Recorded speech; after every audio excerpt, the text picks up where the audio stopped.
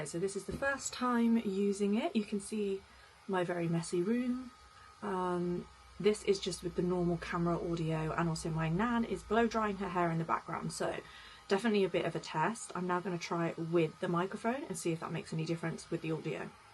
This is now with the audio, and my nan is still blow drying her hair in the background, so yeah, I haven't got the muffler thing on. This is just clipped on right here, as you can see.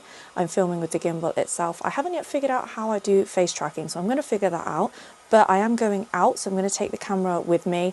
I do find that I'm looking at myself a lot more in the screen, like in the screen, rather than looking at the gimbal. So I feel like I might have to get a little bit used to that. I don't know if it's obvious. This is looking at the actual camera. This is looking at the screen. So we will see whether or not that gets annoying. But I am going to take it out with me. I'm probably not going to use the microphone because I'm going for coffee with a friend, so I'll just film bits and pieces while I'm out, maybe in the car, just to give it a little bit of a test run.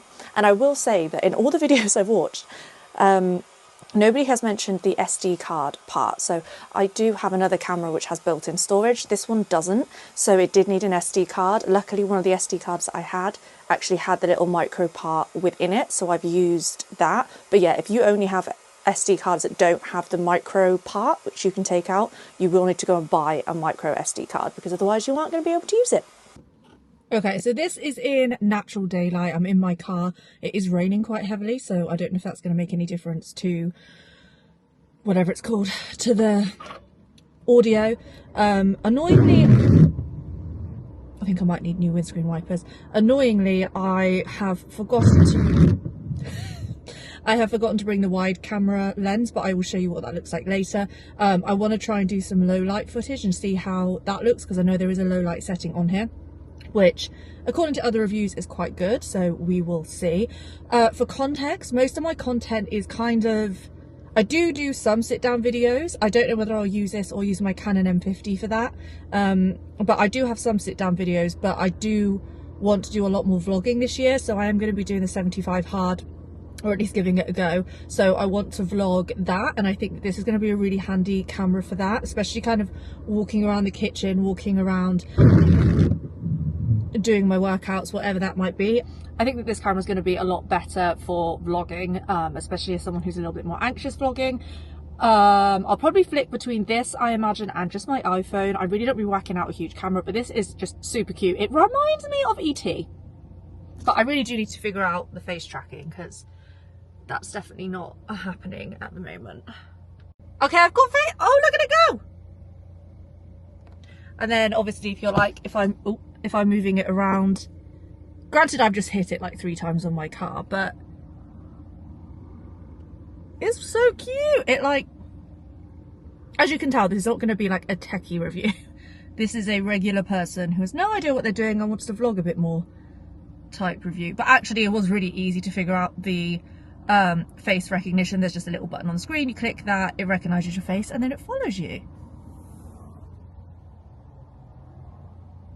But I can imagine this is really good for when you are on the move and you're not paying like a lot of attention to the screen itself. It's going to keep you in the screen without you having to constantly check. So if you're like walking around or whatever, it's going to do that work for you, rather than you always making sure that you are in the frame. But anyway, I am super late. I need to go meet my friend.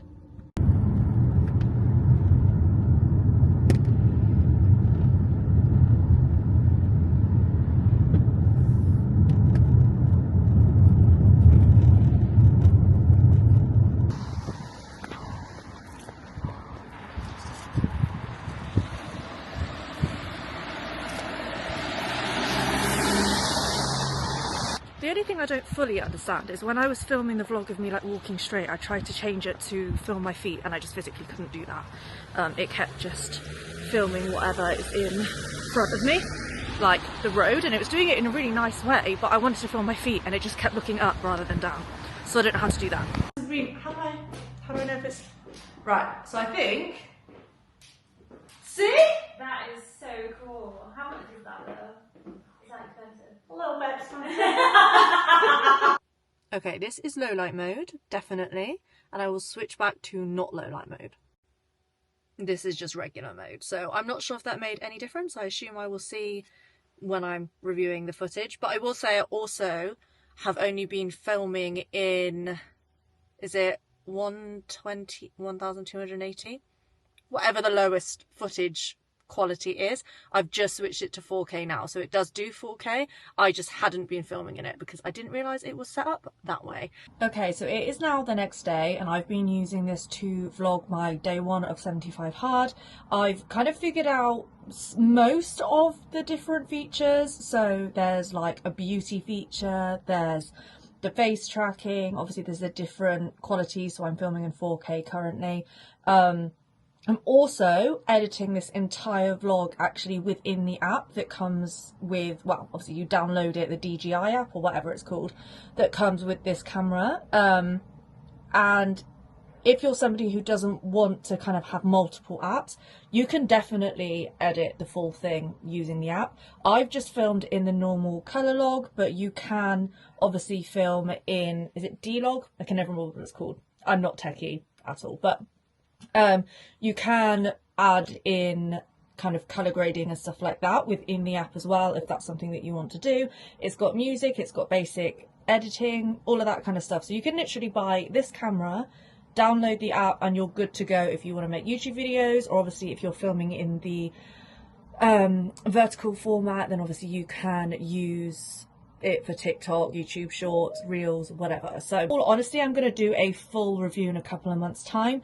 But for the 24 hours that I have been using this camera, I really like it. Like, I really like it. So to sign off, I'm going to quickly show you, this is the normal angle, and I'm going to add the wide camera lens on, and then I'm going to sign off. And here is it with, here it is.